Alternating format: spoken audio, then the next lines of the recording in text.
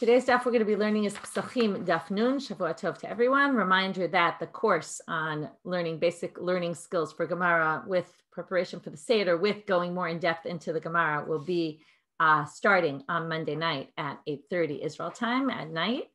And we are, and obviously whatever time zone you're on. Otherwise, you have to register for the course in order to come. You have to, if you want to watch the course on your own, it also requires registration. Everything, once you register, you'll be able to get in and access all the materials once the course, right from the morning before the course. So already the materials for Chavuta will be up there, and the sheets and whatever you might need if you want to print it.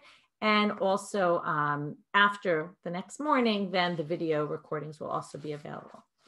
Okay, today's daf is sponsored by Oliver Mitchell in honor of his wife, Rabia Mitchell. You are an inspiration, from Oliver, Ellen, and Jeremy, Rachel, Ari, Aaron, and Joshua. We're going to start now at the top of Nun Amud Aleph. We are going to start a little bit off topic, shocking. We saw in the Mishnah on Memtet that the Mishnah talked about a case not only if you forgot to burn your chametz and you remembered you had chametz at home while you were on the way to do a mitzvah, but what if you left Jerusalem? You have to remember, Jerusalem in those days was not the Jerusalem boundaries that we have nowadays. Like even you saw the Harat Sofim potentially, if it really means Harat Sofim, right? It was outside the borders because we're talking about the borders of the old city. So if you walk out of the borders of the old city and you remembered you have Basar Kodesh with you, right? How far do you have to go back? So they were talking a little bit about the borders of Jerusalem. Now we're going to see a verse in Zechariah, although we're not going to see it right away, but eventually we're going to get to a verse in Zechariah where you're going to darshan a bunch of psukim from Zechariah chapter 14. From one of them, one of the opinions is going to be that we learn from there that in the future, it's describing what will happen after the battle of Gog and Magog, and then in the world, you know, the Yamim Latid Lavo, right? The future world, what will be, describing all sorts of things that will be. And one of them is that the boundaries of Jerusalem will be expanded. And that's why it's mentioned here. Okay, that's the idea here, that this all has to do with the expansion of the boundaries of Jerusalem that we were discussing in the Mishnah. A very weak connection here, but that's how it's connected. And we're going to darshan all these psukim till the end of the chapter, which we're going to finish on this Amud. V'haya bayomahu, third line of the Gemara, on this day, lo yiyeh or yikarot v'kipaon. On that day in the future, there won't be light that is valuable and kipaon, okay, and like kipaon from frozen. We're gonna have to see exactly what this means. Ma yikarot v'kipaon. So we're going to have, and I noticed this as soon as I charted it out. This is why it's good to chart things out, because I noticed only afterwards when I read it through, I just kind of read, but I realized after that we're going to darshan two verses, and each in three ways. And it's the same three people that darshan each. So you're going to see that the order of the chart is not the same as the order of the Gemara. And that's because I did it by the order of the people speaking in the first verse, and then the order that they speak in the second verse is different. So that's why you'll see the order is different, but it ends up the same three people, Rabbi Elazar, Rabbi Yochanan, and Rabbi Shua ben Levi, who are all Emoraim from Israel. They darshan these two psukim each in different ways. So Amar Rabbi Elazar, Ze ol sheyakar ba'olam hazeh v'kafui la'olam haba. This is talking about light in our day, right? The light, let's say, of the sun, right, is incredibly valuable to us. But in the future, it will be nothing because there'll be so much light that you won't even need the light of the sun, right? That it's going to be so insignificant. That's what it means, kapui. It'll be frozen. The light of today that we think is so valuable, not going to be valuable at all in the future.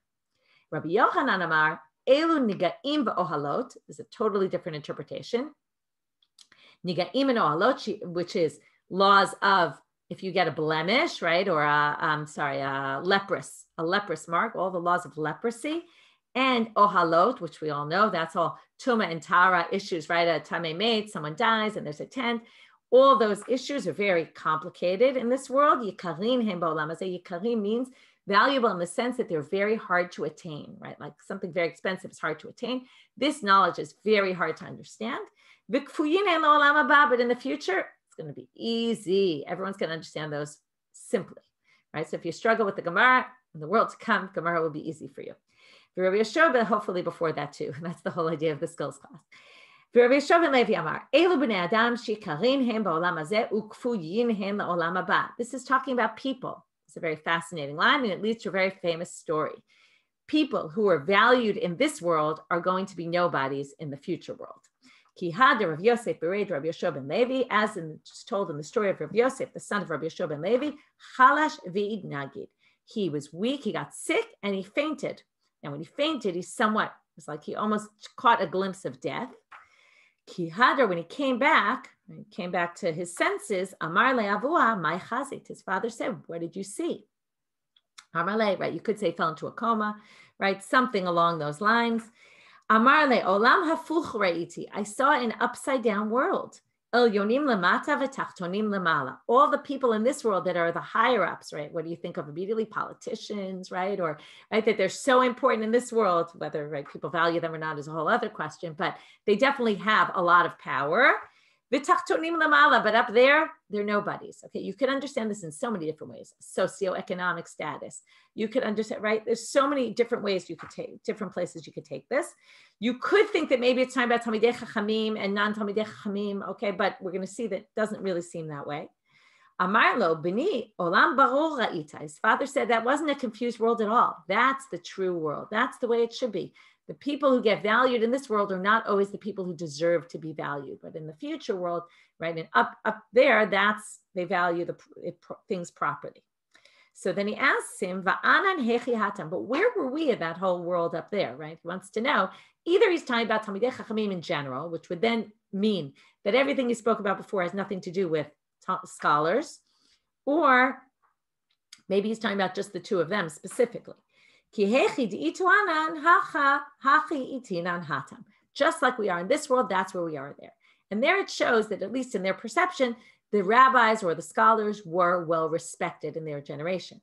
So basically they're saying, oh yeah, we're well respected here, we'll be well respected there also. Vishamati, and then he continues to say, there's another thing that I heard while I was up there. Shamati shayu omrim, ashrei mi sheba lakam v'talmudo biyado. This connects with yesterday's daf about the importance of Talmud scholars and, you know, how they're in a good place in society. And also you should make sure to do this, spend your time learning Torah. Because he says, I also heard them say, blessed is the person, or happy will be the person who comes here already with a lot of Talmudic knowledge under his belt, or whether it's Talmudic, but Talmudo, meaning his learning is in his hands. And I also heard, but who is considered the highest? Those that were killed by the authorities, right? That died like al kiddush Hashem, as we say. So then the Gemara says, so who would this be? Right? Who do you think of when you think of Harugei Malchut? The 10 Harugei Malchut, Rabbi Akiva, Rabbi Yishmael, all those that we sing, we speak about them on Yom Kippur. Who is this? Rabbi Akiva v'chaverav. But that's Mishum Harugei Malchut v'tulo. Is it just because they were killed? I mean, Rabbi Akiva in his own right was a great Talmid Chacham. He deserves for other reasons, not just because he was a Harugei Malchut. So they say Ela Harugei Lod. It must be talking about the Harugei Lod, which is based on a story that there was an emperor in the time of the Roman conquest. So there was a Roman emperor that was killed, and they wanted to punish all the Jews. So they said, unless someone comes and confesses, and two Jews, Lulianus and Papius, I think it was his name, if I'm pronouncing it right, they both confessed and were killed. Oh, sorry, it was the emperor's daughter. Thank you for the correction. The emperor's daughter was killed, and they wanted to avenge her death. And they basically said, we did it. And they're the Harugei Lod. Okay, they were killed to save the rest of the people. Now we're going to darshan another verse in the same chapter, and this is the one that's going to connect. My mitzilot hasus. What is this word mitzilot? Okay, mitzilot could mean different things. Okay, we'll see what the options are. Amar Rabbi Yeshua ben Levi, Atira kadosh baruch hu leosif al Yerushalayim ad shasus ratz umetzil. Rabbi Yeshua ben Levi says, in the future, God is going to add to the borders of Jerusalem. This is what I told you. We brought this for this reason. Notice he was the last one in the previous, but now he's the first one here. And to what extent? To a half a day's journey. Okay, you're going to be able to journey another half a day, and all that boundary will be inside Jerusalem. How do we get that from mitzilot? Mitzilot from tzel. Tzel is to make a shadow. When the sun is in the middle of the sky, what happens? The shadow of the horse is beneath him, right? Rather than in front or behind. And therefore it means until midday, the amount of time it takes from the morning till midday to walk, that's how much the boundaries are going to be expanded. Rabbi Elazar Amar, Kol metzilot shetolim lasus beinav yeh kodesh l'Hashem. He's focusing more on the second part. The mitzilot in the kodesh l'Hashem in the first part, in the first explanation, means will be sanctified to God, meaning, right, this is what we call Jerusalem, the sanctified Jerusalem, that you can eat sanctified meat in, only in that area, all the other things that are defined as Jerusalem for sanctity. What he says is all these things are going to be brought as items that will be sanctified to God. What are we talking about? Mitzilot is another word for bells. The horses, if you have the Quran, they have a nice picture of a horse with the bell on his muzzle. And so you have bells of the horses. All the bells of the horses will be brought to the temple as sanctified items. Rabbi Yochanan Amal, Kol Biza Shebozizin Yisrael, he does a combination of both approaches. All the biza, all the booty that they get from the war, Shebozizin Yisrael, Ad Sha'ah Sha'asus Ratz Umatzil Yeh Kodesh Hashem. Again, remember, we're describing in the future what will happen after the Milchama of Gog and Magog. We're going to capture all this stuff. We're going to all bring it to the temple. Okay, now, how much biza? All the stuff that they collect in the first half of the day. Again, we still have the metzil as the shadow of the horse will be beneath him. So it's all of that time, basically, that the half day, all that they gathered in half a day, that will be brought to the temple. So now the Gemara is going to try to analyze all these explanations and see which ones make more sense in the context of the verse. So the second part of the verse says, the first part is on that day, all the mitzilot hasus, again, whatever that means, either the bells or the stuff that was collected in that time, or the boundaries of Jerusalem will be expanded, the amount, right, in a half a day's journey, will all be kodesh l'Hashem. Vayu hasirot bebeit Hashem kimizrakim lifnei hamizbeach. The pots in the temple will be like the mizrakim. The mizrakim were these spoons and utensils that were made of gold and silver. So they're going to be like, basically the pots are going to be made of gold and silver. So now we're going to try to explain this.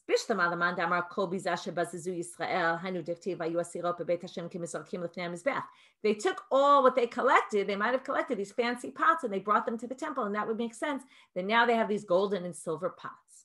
But the other interpretations, if they brought bells, that's not pots. And if the boundaries expanded, that doesn't have anything to do with pots in the temple. So what does that mean? So the answer, now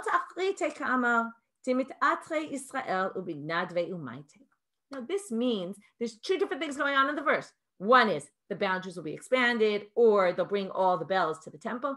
And the other is the people will become wealthy, and then they'll be able to donate expensive items to the temple. Two different things. And that's how they explain it.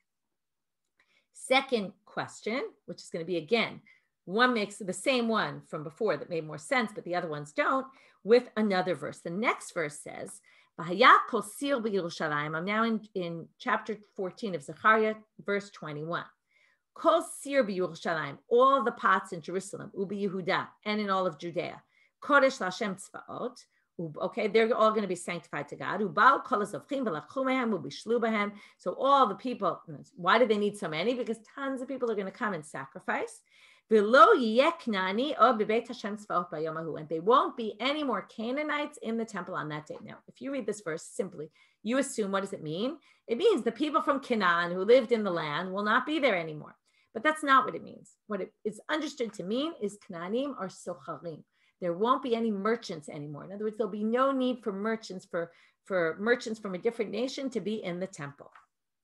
You know, why do they have merchants? It seems they have merchants to trade, barter. Let's say somebody brings a necklace. That's not going to help them. So they trade the necklace for something that they need for the temple or whatever it might be. So now they say, Bishlama, again, we're going to say, Lamandamar Biza, if they collected all kinds of items from the enemy, makes sense. Because it took care of all of their needs. But all the other opinions, so it's right. What's v'lo yeh Kanani? What does this have to do with anything? So Amar Rabbi Yirmiyah has an interesting creative interpretation of Kanani. Ein Kanani. This is what you call notrikon. It's taking the word and saying it really means what it sounds like. I take it apart a little bit. Kanani means ein Kanani. It's representative of the words. There will be no poor people anymore. Okay, so that's another way to explain it. They won't be poor. Okay, again, that relates to, according to both those interpretations, it really relates to the second part of the verse, which wasn't talking about the boundaries being expanded or the bells of the horses going to the temple. It was more the second part, which meant, oh yeah, well, we're going to be very wealthy now. Now they want to talk about Kanani, in case you were wondering this, minayin de'ikre tagar. And I saw someone mentioned it in Eshachayil also, it says about the Kanani, which is a merchant, and many times in the Torah, in the Tanakh, it talks about it. We're going to see it right now. How do you know that Kanani is a merchant? Dichtiv vayar sham Yehuda bat ish Kanani. It is very interesting. Yehuda goes, and who does he marry? When it tells the whole story of Yehuda and Tamar, first it tells where it started, where first he got married, then he had sons, and then remember, the sons got married to Tamar, and then each one died, and then he didn't want the third one to marry Tamar. So there it says he married Bat Ish Kanani. Now, the Gemara assumes, couldn't possibly have been that he married a Kanani. So my husband last year gave a shir about this, not about the Gemara, but about saying that it could be he did marry a Kanani, and that he showed how the whole story showed that Yehuda was veering from the track of his fathers by marrying a Kanani woman and all that. But the Gemara the Gemara assumes definitely didn't marry a Canaanite woman. How do we know this? My Kanani, ilem a Kanani mamash, efshar ba Avram v'yizhiret Yitzchak. And Avram told Yitzchak, don't marry the women from Canaan. By Yitzchak v'yizhiret Yaakov. Yitzchak told Yaakov, don't marry the girls from Canaan. V'Yehuda azav anasav. And you think Yehuda went and married a Canaanite woman? No way. Ela amar Rabbi Shimon ben Lakish bat Gavra Tagara. What it meant was she was the daughter of a merchant. Dichtiv, and now we're going to prove a few psukim. They don't bring the one from Eshachayil, but they do bring other ones. Kanan bi'adom moznei mirma. So some people say, there you see Kanan bi'adom moznei mirma. This is the merchant. The merchant has in his hands, right, weights that he tricks people with. This is a verse from Yeshayahu, which says the merchants are sarim, are important people, and the Kna'aneh are nichbedei aretz. Kna'aneh is parallel to the Sochareha. That means, right, this is a classic verse in poetry in the Tanakh, where it's two words that basically mean the same thing. So therefore, it would have to be Kna'aneh or Sochareha. It means merchants and not Canaanites the way we normally understand it to be. Why are we bringing this verse right now? Well, this verse is in the same chapter of Zechariah. So now they say, well, once we're already in these verses in Zechariah, let's finish up and talk about some other ones. On that day, we all know the very famous pasuk, right? It's in our tefillah. God will be king over the land, and on that day, God will be echad ushmo echad. Okay, right? We say it in Aleinu every day. Atu ha'in alav echadu. Is God not one now? What do you mean? On that day, God will be one. He's one right now. Amar Rabbi Acha bar Chanina, lo ka'olam hazeh ha'olam haba. העולם הזה על בשורות טובות אומר ברוך הטוב אמיתי, ועל בשורות רעות אומר ברוך דיין האמת. In this world, what happens? If you hear good news, you say a blessing, hatov amiti. God is good, right? And he will do even more good things. When you hear bad things, you say baruch dayan emet. God is a judge of he's a judge of truth, a true judge. So here we separate. Okay, so now there's two ways to understand this. I'll read the continuation and I'll explain, or there's many ways probably to understand this. Lo olam haba, in the future world, kulo hatov amitiv. Everything will be hatov amitiv. Either this means bad things won't happen, everything will be good. The Rambam understands it in a much deeper way, which is our understanding will finally have perspective. We'll be able to understand that what looks to us as bad is really part of a bigger picture, and it really is all good. Okay, or we'll have a better understanding to be able to see things at a distance, not so much. We always see things very close up and look at things in that particular way. Anyway, there's a lot more to be said about that, but we'll move on. Ushmo echad. Okay, what about his name being one? Ma echad. Atu ha'ina lav shmo echad. What, God doesn't have one name? Rav Nachman bar Yitzchak, lo ka'olam hazeh ka'olam haba. Ha'olam hazeh nichtav b'yud hei v'nikra ba'alif daled. Right, it's written as yud kei vav kei, but it's said as Adonai. Right, that's how we say the name of God. Aval la'olam haba kulo echad. But in the future world, we're going to all nikra b'yud hei. Everyone's going to read it. It's going to be written, right? V'nichtav b'yud hei. It's going to be both read and written as the yud kei vav kei, what we call the Shem HaMeforash, the special name of God that we don't use. Savarava l'midrash b'pirka. Rava wanted to explain to everyone what the meaning of this Yud Kei Vav Kei name is, right? Nobody really understands it. Rava wanted to explain it to people.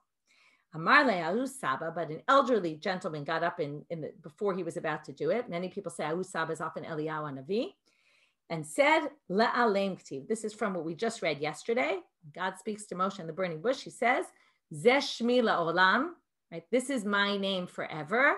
Now, la'olam means, right, forever, but la'olam is spelled usually with a vav in the middle. Oh, right? There's a vav. But in the Torah, it's spelled without a vav. So they say, what is le'olam? The Saba tells him, le'alem. Le'alem means to keep it secret, right? Invisible. It shouldn't be seen. So he tells him, don't darshan this. Don't tell people what this means. It's not meant to be known. Rabbi Avina Rami Ktiv, he says there's actually a contradiction in that verse itself. Zeh shmi la'olam, it says, which means we just said conceal it. V'zeh zichri l'dor vador. And this is what you should, what is zech? Zachor Yom HaShabbat. That means you should say Kiddush. Say it in words. It says you should express it. This is how people will remember me. Amar Kadosh, so how could, that's total contradiction. Amar Kadosh Baruch Hu, lo kshani nichtavani nikra. Nichtavani b'yud hei v'nikrani ba'alef daled. Okay, there's two different ways you should, there's one way you write it and one way you read it. That's why when it's in the Torah, it says Yud Kei Vav Kei, but when we read it, we don't read it that way. We read it with the Aleph Daled. Hadron alach elu avlim, and with this we finish the third parak and we start a very interesting chapter about minhag. Okay, but if everyone was, oh, makom shenagu, this is about minhag. It's really about what we call minhag makom. Okay, which means what's done in the place where you live. Okay, now this starts to get into all sorts of a little bit away from halacha and more into the way society should work. The people should be conscious of their environment, where they are, what people are doing where they are, and be sensitive to that. We use the word minhag. We usually think it means a custom, right? I have a custom. That means it's not halacha. It's custom, right? Like kitniot or things like that, right? It's a custom. We know it's not the halacha. It's clear. We talked about that earlier, but it's a custom of what we do, where we, what we've been taught to do. But we're going to see, as soon as you read the first Mishnah, and the second case in the first Mishnah, it's going to be very strange because they're talking about a halachic issue, not a minhag. And it's going to be a little bit confusing because, and you have to remember that what they called minhag, okay, or nahagu, is not the same exactly as what we call minhag, okay, because there's going to be halachic things in here, and maybe the difference is, we'll see already in the second case of this Mishnah, the difference is the reality in my town is different from the reality in your town. And the focus is a little bit less on minhag, although we'll get a lot into minhag throughout the parak, but it sounds like in these cases, the issue is that there's a difference between what I'm doing where I am and what you're doing where you are. And if I come to your place, I have to be conscious of that difference between us and try to minimize the differences between us. So without further introduction, I'll go in and then you'll see as we go on. Makom shenagu la'asot melacha ba'arvei Pesachim ad chatzot osim. So first it just sets up that there's a difference in custom between people who work in the morning of Pesach before midday and people who don't. So if you come from a place where they generally work, now what do we mean by work? It seems that what they mean by work, they don't mean malacha, like malacha that you can't do on Shabbat and Yom Tov. That's only reserved for Shabbat and Yom Tov. We seem to be talking about not going to work, right? Like spending your day at home getting ready for the holiday like many of us do. Some people do go to work because they have no choice, but it seems that, and from here you can infer, we're going to see that the Gemara infers this right away, at least according to Rashi's interpretation of the Gemara, is that there's a minhag about not working in the morning of Erev Pesach, but clearly nobody worked in the afternoon of Erev Pesach. Once Chatzot hit, everybody stopped working, okay? Now that the Yerushalmi says is based on the Korban Pesach, and maybe it's not true anymore because there's no Korban Pesach anymore. But when the Korban Pesach, remember in the time, right, there was Chag Pesach and Chag Matzot. Chag Pesach really was celebrating the 14th when they sacrificed the Korban Pesach on Erev Pesach, whereas Chag Matzot was the holiday for the 7 days you eat matzah. Okay, obviously all that changed once there was no Korban anymore, and we call it all Chag Pesach. But there is some issue of Pesach referring to specifically the afternoon of the 14th. So one can understand Isra Malacha from Chatzot. What about before Chatzot? So Rashi says, why would there be this minhag ad Chatzot? He says, the second Rashi on the page here, on the bottom there, Shelo la'asot kedei shelo yehi taru b'melacha v'yishkach bi'or chemtzo u'shchitat ha'pesach v'tikum matzah l'tzorach halayla. We all know there's a lot to do on Erev Pesach. It happens to be a lot to do also on Erev Sukkot, but maybe a little bit more on Erev Pesach, and it also has to do with the sacrifice that they weren't bringing on Erev Sukkot. So, right, you shouldn't be busy with your work. You'll forget to burn, you also have to burn the chametz in the morning. That doesn't happen on any other day, right? You don't have to, Erev Sukkot, there's nothing you're supposed to do specifically in the morning. So you might forget to burn your chametz, or deal with the Pesach, or make your matzah, right? There's a lot. And theoretically, you could bake your matzah at night, but then Rashi says at the end here, I didn't read the whole thing, but that we'll see later, that they wanted to start the Seder immediately, and therefore they didn't want you starting baking your matzah at night at the Seder. So therefore, because of that, Rashi seems to be explaining, even it's unclear whether he's talking about why people didn't do malacha in the afternoon, or possibly it seems more likely he's talking about why they didn't do it in the morning. So anyway, if you come from a place where you work in the morning, so you can work. Makom shenagu shelo laso, but if you come from a place where they don't work, ein osim. You can't, you have to keep your minhag of your place. Ha'olech mimakom she'osim l'makom she'ein osim. Here gets the complicated part. And this is right, we all talk about this all the time, 2-day yantif, right? You go from America to Israel, or Australia to Israel, or Israel to South Africa. You know, what do? Do you have to keep 2 days? Do you have to keep, can you keep 1 day?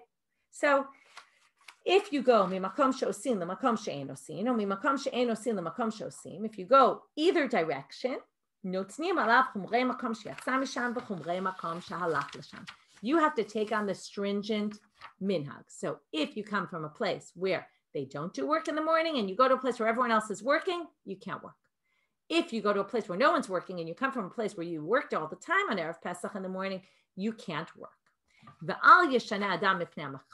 This is a bit of a difficult line in context of this Mishnah, because this says, right, beware of causing disputes. So therefore, now, if you're going to say beware of causing disputes, what would that then lead you to say? Take on wherever the minhag is where you are. Forget about your old minhag. Because if you're going to be machmir, that might also cause disputes. If you come and everyone's working and you don't work because your minhag is not to work, that might be looked at by other people as, what are you doing? What, you're better than us? So we'll talk about that later. The Gemara is going to question this. But right now, it seems to be saying the concept of this malacha, and that's why I say the main topic here is, don't do anything in a new place. It's really not necessarily about minhag, but hamakom. The stress being on minhag hamakom. Don't do something different from what's done in that new place, because it will cause tension. Kayotsebo. Likewise, and this is where you're going to see it's not only about minhag, because this is a halacha. If you, okay, before we even read, I'll explain to you in the Shemitah year. I think we've talked about this before, but maybe not. In the Shemitah year, what happens? You can't work the land, but you can eat the fruits that grow, or any produce that grows in your field. So if it grows, you can bring it into your house, but you can't bring in a ton because you might start selling it, but you can bring in what you need to eat. But it says there, it's for you to eat and for your animals. So what do they learn from here? Once there's no more of that crop in the fields, you already have in your house, and the animals can't eat it anymore because there's nothing outside for them to eat, you have to destroy, okay, well, liva'er, we'll talk about in a minute what it is, everything in your house. Either it means you have to eat it right away and make sure, you eat it before, or maybe you even have to burn it. Oh, actually, it's not to eat it. No, sorry, you can't eat it, but you can mafkir it. Okay, some people say you have to burn it, liva'er, to burn.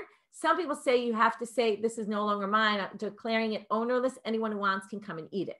Okay, and then it's not forbidden for anyone to eat. It's just forbidden for you to keep it only as your own. So it's debate about what exactly we do with it, but that's not important for our purposes. The importance for our purposes is now we're going to talk about two different places where, let's say I pick grains, or I don't know, let's say I pick lemons and or cucumbers. Let's take an example of something that grows from the ground. Cucumbers, there's no more cucumbers in the fields. And now I go to a place where there are cucumbers in the fields. And when I went to that other place, I brought with me my cucumbers from my place. Or the reverse. I still have cucumbers in my field. I go to a new place, I'm eating my cucumbers, but there's no cucumbers growing in their fields. So am I allowed to still eat my cucumbers? You could see how that would cause people to be upset. Well, we're not eating our cucumbers, you're eating your cucumbers. Why are you eating cucumbers when there's no cucumbers in the fields anymore? So amalich perot shvi'it. If you're carrying perot shvi'it, by the way, this whole Mishnah, the background is that people clearly traveled from one place to another in those days, right? And we know that because people did business and people were moving. And, you might think, oh, people just never left their town. And it's not true. People were traveling a lot. So if you go to a new place and you bring your perot shvi'i from your Shemitah year produce, mimakom shekalu, in a place where there were no longer any cucumbers, let's say, L'makom shelo kalu, to a place where they still had cucumbers. Oh, mimakom shelo kalu, l'makom shekalu, or you brought them from your place where there still were cucumbers and you brought them to a new city where there were no cucumbers. Chayav leva'er. Either which way, you have to get rid of them. Again, this is take on the chumrah, the more stringent approach. Rabbi Yehuda omer, tseva haveh lecha afata. We're not really sure what Rabbi Yehuda means. Literally, he says, go and bring for yourself. So it's unclear. We're going to see the Gemara is going to explain what does he mean, right? Rashi already tells us Mefarish b'Gemara. That means Rashi is saying, I'm not even getting into this right now. You'll see when we get there. But I'll kind of tell you already one of the interpretations, which is, so I don't leave you suspended because we're not going to learn this today.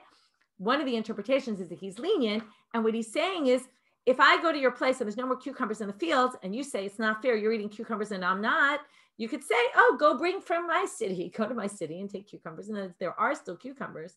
It's not like there's no cucumbers anywhere. So anyway, we'll see, we'll get there. We'll see different interpretations of what this line means. The first question of the Gemara is a little bit strange. And because of that, Rashi has to say that what we're obviously talking about here is not the Mishnah. Okay, they're going to say, why did the Mishnah use the following language? That's going to be their question. And if you're taking the skills class that I mentioned before, on Arvei Pesachim, you're going to see that the first question on Arvei Pesachim in the Gemara is exactly the same question, but in a different topic. But what happened is the Mishnah, remember, said we're talking about a special minhag on Erev Pesach not to eat before Chatzot. So Rashi says in the Gemara here, we didn't even read the Gemara yet, but I'm going to just read the first Rashi. My Yuri Arvei Pesachim, de katane ad Chatzot b'minhaga. In our Mishnah, it talked about until Chatzot was a minhag. Michlal, from there one can infer, as I said when we read the Mishnah, to mechatzot ulahalan asur, that from Chatzot and on it's forbidden. And they're talking about an inference from the Mishnah on that, the Gemara's question, which is a very difficult question, because if it's not on the Mishnah itself, and it's really, if the Mishnah's focus is on the minhag, the Gemara's question is what's derived from that, which is the real Isur Melacha from the afternoon. And they're saying as if that's the subject of the Mishnah, which it isn't. Okay, some people understand this question differently, but we're going to go with Rashi. And Rashi says, but I'm going to just at least point out that it's a little bit difficult. The question is, my area Arvei Pesachim, why does it specifically choose the language of Arvei Pesachim? Afilu Arvei Shabbatot Arvei Yomim Tovim Nami. This is also applicable for Erev Shabbat and Erev Yom Tov. Now, again, what's applicable? You'll see in a minute. Titania, as it says in a Braita. Okay, from Mincha time, which is afternoon and beyond. You will never be blessed from that kind of work. Okay, that's the rabbi's way of saying, kind of like the last page where the rabbis speak in this way, just to get across a message, because that's just the way they spoke. Your work will not gain you any financial gain. Okay, you won't ever be blessed from this work because you really shouldn't be working. Okay, so this is their way of saying you shouldn't work on Erev Shabbat and Erev Yom Tov. From Mincha, Mincha is afternoon. Okay, again, Mincha could mean Mincha Gedola, Mincha Ktana. Okay, Mincha Gedola is from 12:30 in the afternoon. Okay, half hour after midday. Mincha Ktana is 2.5 hours before the end of the day. So that's much later, like 3:30 about. But the point is, let's just assume they must be meaning Mincha Gdola, okay? And then once it's Mincha, which is half an hour after Chatzot, it's kind of close to Chatzot, okay? And therefore the question is, it's kind of like the same idea. This in the afternoon is forbidden and that in the afternoon is forbidden. So why are they only talking about the minhag of Erev Pesach ad Chatzot, right? Which implies that from Chatzot it would be forbidden. Why are they only mentioning it about Erev Shabbat and Yom Tov? You could maybe make the jump to say, well, if it's forbidden on all the other holidays, then theoretically, maybe there would be a minhag on Erev Shabbat and Erev Chag also. And why don't they mention it? It's a bit of a question why they don't mention it, because you could say this minhag of before Chatzot, which was really the subject of the Mishnah, isn't really mentioned in this Braita, therefore it wouldn't even really be a question, but that's not where the Gemara goes with it. So the Gemara says two answers. There's a difference of half an hour. There it says mina mincha, and it doesn't say samuch lemincha, which we're going to see in Arvei Pesachim. They talk about something else that's samuch lemincha, which they understand to be a half hour before. If it was a half hour before, and we're talking about mincha gdola, then it would be the exact same time. but it's different time. There's a difference of a half an hour, and that's why our Mishnah is talking about the one that starts at chatzot. That one starts a little bit later. Second answer is ha inami, or you could say hatam siman bracha de lo chaze aval shimute lo meshamtin ale ha chashimute nami meshamtin ale. And this maybe will help you with the previous page if you were struggling with. When you say things like you're not going to see a siman bracha, that means you shouldn't do it, but it doesn't mean it's really forbidden, right? In other words, there's a difference between you shouldn't do this to saying you're going to get excommunicated if you do this. Our Mishnah is talking about something where it's really forbidden. So anyone who goes against it may possibly get excommunicated. But it doesn't mean, right? It means you really can't do it. But there, it just meant this isn't a good thing to do. And there's a difference. So maybe that's the difference. Gufa. Now we're going to go a little more in depth into this. How similar about the other days. How similar That's exactly what we said. If you work from Mincha and on all these Erev Chags and Erev Shabbat, and not only that, but Ubemotzei Shabbat, Ubemotzei Yom Tov, Ubemotzei Yom Kippurim, even after. Okay, this is strange. What? Do you ever hear you can't work on Saturday night? So some people say that this means until they finish davening in shul, or until you say Havdalah. Okay, and this is like if you want to put up laundry while your husband's in shul. Let's say you don't go to shul for Marv and your husband's in shul and davening and you haven't said Havdalah yet in the house. So you shouldn't start putting up your wash and start doing things immediately. Okay, that's one possible way that people understand it. This is what also we call Tosefet Shabbat. You should add. And why is it similar to before? Maybe part of the reason not to work is if you work, right, you might not start Shabbat on time. Or if you immediately, the second Shabbat's over, you start working, maybe. And they distinguish here between like turning on a light is not the same as, right? No one says turning on a light is a problem right after Shabbat's over. It's more doing malacha, like a job, whether it's your work or housework is considered a job. Like we're going to see, okay, the Nashim and Mechoza who were lazy, not lazy, but they were spoiled. They didn't have to work in the house. So work could be housework, work could be, right? And then you could maybe distinguish between what type of housework is real serious housework, it's not serious housework. Anyway, so there is some issue about this. Some people actually think that this means the whole night you shouldn't be working. Or anywhere where working will potentially cause you to do something wrong. What does that include? Even a fast. What fast? What could you possibly be problem of working on a fast? So some people say the fast is only time at Tisha B'Av, and there also we're going to see there was a minhag not to work on Tisha B'Av. Some people say it's talking about the fast that they instituted for rain, because those were taken also very seriously, and they also had lots of prayers associated with it. So if you go to work, you're going to cut your prayers short. So maybe that's the issue. It's not 100% clear what the issue is. If you do all those things, again. And now for the rest of the page, we're really going to be talking about someone who works. Right? You have to think about it. They did have this idea of a work ethic, and that's really what's going to come across right now. There is this idea of a work ethic. However, you have to be careful not to take advantage of it. It's almost like for workaholics, right? Don't work all the time. There's times where you're supposed to take a break, not necessarily because you should not be a workaholic, but the reason is here because there's other things at play, right? Before Shabbat, right? Don't be working Friday afternoon until right the minute before Shabbat, because that's not the way to go into Shabbat. You won't have your preparations done properly, etc. So now let's see. Tanu Rabbanit. This very much sounds, if people are familiar with Pirkei Avot, it sounds like a Mishnah in Pirkei Avot. The Mishnah in Pirkei Avot likes to give these 4 categorizations. And all sorts of permutations about things. So yesh zariz v'niskar v'yesh zariz v'nifsad. There could be someone who's very, what's the word? They're hard workers, and they get rewarded. There's someone, yesh zariz v'nifsad, who's a hard worker, but loses out. Yesh shafel v'niskar, or I would say doesn't get rewarded. Yesh shafel v'niskar, there's people who are not zariz, okay? They're low on the lows, and they get rewarded. And yesh shafel v'nifsad, but there's those who are low and they lose out. So what are all these categories? Zariz v'niskar da'ave kulei shabta. Kulei shabta doesn't mean every Shabbat. It means kol hashavua. Okay, like we say in Shir Shal Yom. Hayom yom rishon b'Shabbat. Shabbat means shavua, like in also Leil HaSeder. Shiv'a yemei Shabbata, 7 days of the week. So people who work all week long, v'lo ave b'malei shabta, but they stop working on Erev Shabbat, they will get rewarded. Zariz v'nifsad is someone who works, hard worker, avi kulei shabta, but also avi b'malei shabta, but they also work on Erev Shabbat. Then you're not going to get rewarded.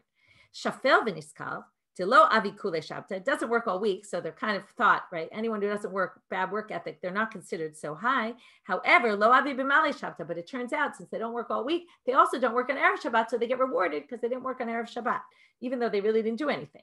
Shafel v'nifsad, but the worst is delo avi kule shabta ve'avi b'malei shabta. This is someone who doesn't work all week and decides that one day a week they're going to work is Friday. Oh, that you're going to get. That's the worst of the worst. Amma Ravi brings an example. Hane Nashe de Mechoza, the women of Mechoza, they were wealthy, and the women there, and they must have had servants doing their jobs, maid servants. Like the reason why they don't work on Erev Shabbat is just because they're mefunakot, they're spoiled. Because they don't work every other day. But they call them people who are shafel, however, because they don't really work, but they are rewarded. Interesting, their perception, right? If you have people doing your work for you, that's not viewed as a positive thing. Rava Ramiktiv. Rava brings, okay, we're now going to have a whole thing until almost the end of the daf, and we'll probably stop at that point, of all different kinds of jobs or things that one would do that you're not going to see. You shouldn't be working in this area, okay? It's not viewed as a good thing. First, actually, before we get to that, we're going to have one more line about this. Rava Ramiktiv, ki gadol ad shamayim chastecha.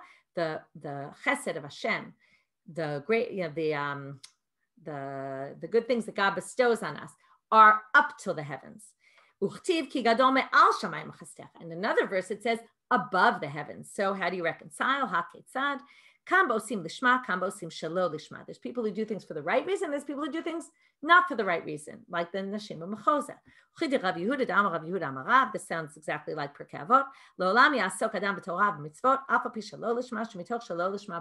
Right? You should do things because if you do them for the wrong reasons, eventually you might come to do them for the right reasons. So that's still viewed as a good thing, even though the women of Mechoza, for example, weren't not working on Erev Shabbat for any good reason, but it was still considered lo lishma, and that's a good thing because maybe eventually they'll come to do it lishma. Tanu Rabbanan. Now we're going to get into this list of all sorts of jobs you shouldn't have. Someone who waits for his wife to bring in money from her sachar, we're going to see what this is, and rechaim, and from the millstone, from eno esimam bracha la'olam. So schar ishto, what's that? Matkulta. There's two different interpretations. I'll go with Rashi. Rashi says she takes it around and she rents out her scales to people. Okay, it's a way that she ends up being in contact with lots and lots of people, which they didn't really look so highly upon. And it doesn't even really make her a lot of money because it's a very non-profitable business. Rechaya agrata. Rechaya is where she rents out her millstone to people, or it's like some sort of hand grinder type thing. But if she makes stuff and then sells it, interesting, Gita, you quoted earlier the pasuk from Esha Chayil. Here they quote a different verse from Esha Chayil. If she works using it and makes something out of it and then sells it to someone, that's the best. When it talks about the Esha Chayil, the woman of valor, it says, oh, she made a sheet and she sells it. That's considered the best work to be doing. Tanu Rabbanan, someone who makes a living with big items like poles and jugs, people are going to notice you a lot. Now, it's never good when people notice you a lot because that, according to the Gemara, brings ayin hara. People are going to see, oh, look, he has all these things to sell.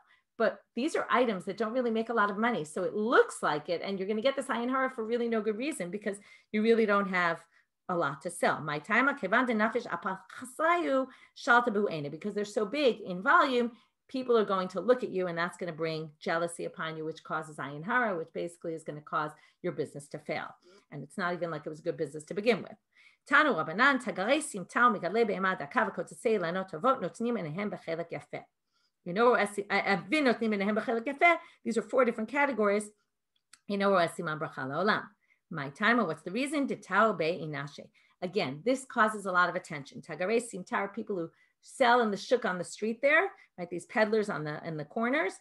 Migadlei behema daka are people who breed small animals, which then when you go and graze with them in the fields, they eat in other people's fields, and people look at you and say, oh, look, your animal's eating my field. That's going to cause bad. It's not good for you. If you cut things off with good trees, people will think, oh, you have lots of good trees, even though you don't. And Rashi explains here, I always think about back in 7th grade when I was my class representative, and we had pizza once a month, and people would order pizza, and I was in charge of giving out the pizza. Now, there were always people who say, oh, I want that piece, right? If you take the best piece for yourself, people are going to look at you and say, oh, look, that person always takes the best piece, right? It was one of my most hated jobs. But anyway, that is a good example for this. Okay, Tana Rabbanan, Arba Prutot, Ein Behem Siman Bracha L'Olam. There's 4 things that if you make money from these, you're not going to ever make a lot of money. What are they? Schar kotvin, uschar metorgamim, uschar yitomim, u'ma'od haba'od mimedinat hayam. So I'll explain them as we go through each one. Bishlama schar metorgamim, these are people who translate. They would be like the microphone for the speaker. So the teacher would say something and they would announce it to everybody else. So they would do this often on Shabbat. So mishum demechse kischar Shabbat, it looks like you're making money off of working on Shabbat, which doesn't look good. U'ma'od yitomim, this is taking care of orphans' possessions. So you get a salary. Now, how do you take your salary? From their money. Now, what happens is if you take salary from someone's money, let's say you make a mistake a little bit. So they'll be mochel you. They'll know, okay, you're working for us, but yitomim lav b'nei machilin. If you make a little error, they don't have the power because they're tanim, they're too young. They can't actually be mochel you. So if you take a little extra money by accident, you're ending up stealing their money. Ma'od haba'od b'medinat hayam. This is what we talked about, people traveling. Let's say you send your boats across to sell them to people. Mishum delav kol yom mitrachish nisa. Can't always rely on miracles, and sometimes your boat might sink. It's not the best business. Elas, right? You see how they're also trying to give people advice about what's a better business to go into and what's not, right? They saw themselves as advisors in all matters of life. Elas schar kotvim, my time. What about schar kotvim? What's wrong with that? Like being a Sephir, that's not a good job. So fascinatingly, you're going to see. They sat for 24 fasts. They fasted for 24 days. I don't think it was in order, but they fasted 24 times in order to pray that they wouldn't get wealthy. This is a good, interesting anti-capitalist approach. If they get wealthy with this, they're going to stop working and they won't write anymore, and then we'll have no sofrim. If it's too lucrative, they'll quit after making some money. So Tana Rabbanan, last thing for today. Kotvei Sfarim Tefillin u'Mezuzot Hem v'Tagareihen v'Tagarei Tagareihen Kol Oskim b'Melechet Shamayim Latuyim B'Choy Tchelet and Amru Im Siman Bracha L'Olam. So here it says the same thing. If you do this and also you sell tchelet, you're not going to see. It's not going to be a lucrative business, but it does say Ve'imru Uskim Lishma Ro'im. But if you do it for the right reasons, then you will get rewarded, because the assumption is if you do it for the right reasons, then you're not going to quit as soon as you make enough money, because you're doing it because you care about the job. So you'll do it anyway, then you can do it. But if you're doing it because you're looking to make a quick buck, well, you're not going to make enough money because they prayed that you wouldn't make a lot of money doing this so that you wouldn't quit your job and we'd end up with no sofrim. Very interesting approach. Anyway, we'll end here for today. Start tomorrow with all these issues about minhagim, customs, and people who had to keep the customs of their fathers, even if it wasn't necessarily relevant for them anymore. Okay, have a Shavua Tov.